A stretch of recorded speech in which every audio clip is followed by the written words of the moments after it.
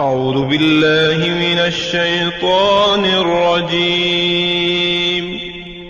پناہ مانگتا ہوں میں اللہ کی شیطان مردود سے۔ بسم اللہ الرحمن الرحیم۔ شروع اللہ کے نام سے جو بڑا مہربان نہایت رحم والا ہے۔ دا باٹم لائن کے ناظرین اکرام، السلام علیکم۔ محترم ناظرین، ہم اپنی آج کی ویڈیو میں حضرت امام حسین علیہ السلام کے سر اقدس سے جڑے چند معجزات آپ کے سامنے پیش کریں گے جو یقیناً آپ کے لیے دلچسپی کا باعث ہوں گے۔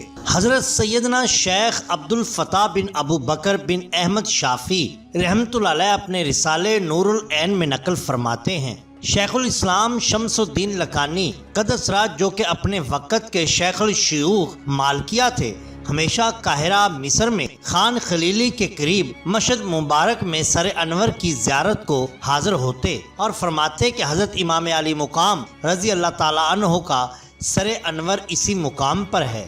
حضرت سیدنا امام عبد الوہاب شورانی فرماتے ہیں کہ ایک بار میں اور حضرت شہاب الدین مشہد حسینی کی زیارت کے لیے گئے۔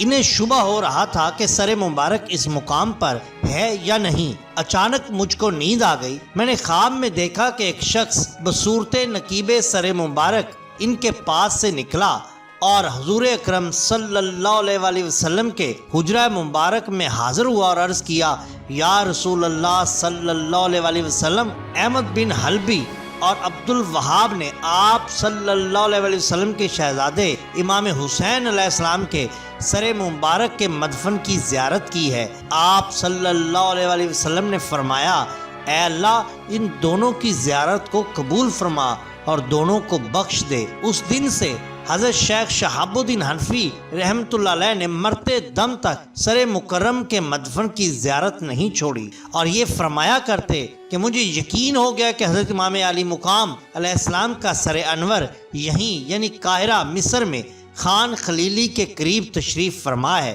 ان کی پاکی کا خدا پاک کرتا ہے بیان، آیا تطہیر سے ظاہر ہے شان اہل بیت۔ اسی طرح حضرت سیدنا شیخ ابو الحسن رحمۃ اللہ علیہ سر انور کی زیارت کے لیے جب مشہد مبارک کے پاس حاضر ہوتے تو عرض کرتے، السلام علیکم، اور اس کا جواب سنتے، وعلیکم السلام یا ابو الحسن۔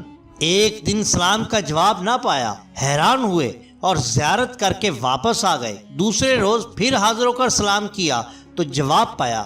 عرض کی، یا سیدی، کل جواب سے مشرف نہ ہوا، کیا وجہ تھی؟ فرمایا، اے ابو الحسن، کل اس وقت میں اپنے نانا جان رحمت العالمین صلی اللہ علیہ وسلم سے گفت و شنید میں مشغول تھا۔ جدا ہوتی ہیں جانے جسم سے، جانا سے ملتے ہیں، ہوئی ہے کربلا میں گرم مجلس وصل و فرقت کی۔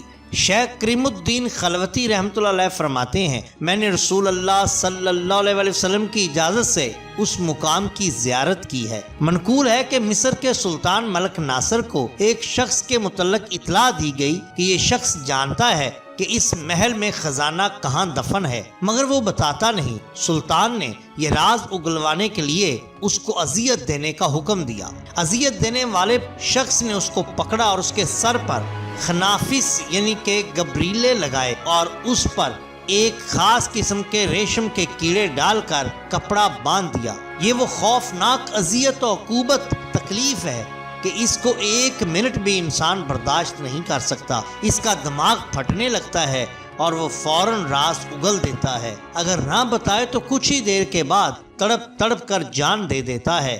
یہ سزا اس شخص کو کئی مرتبہ دی گئی مگر اس کو کچھ بھی اثر نہ ہوا، بلکہ ہر مرتبہ خنافس مر جاتے۔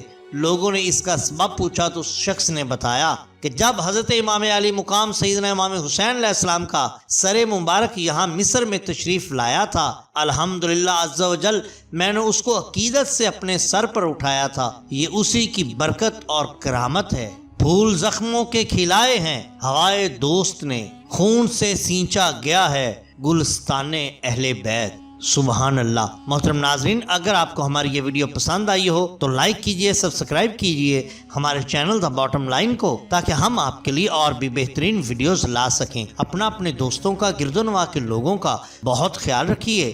اللہ اور اللہ کے رسول صلی اللہ علیہ وسلم سے بے حد محبت کیجئے۔ آپ کا بہت شکریہ۔ اللہ حافظ۔